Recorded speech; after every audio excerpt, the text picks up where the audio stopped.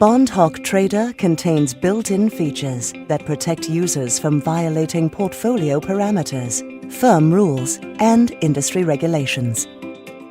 Through a simple exclusion using a filter, this portfolio will reject all tobacco bonds. Alternatively, you could set up a soft constraint that will issue a warning if your portfolio falls outside of the duration parameters chosen here. Use filters to greatly expand the use of constraints. You can see more about how filters work in a separate video. User roles restrict individuals to their authorized functions. For example, this firm's traders can execute and modify trades, but cannot create new accounts. User capabilities are determined by your firm's management.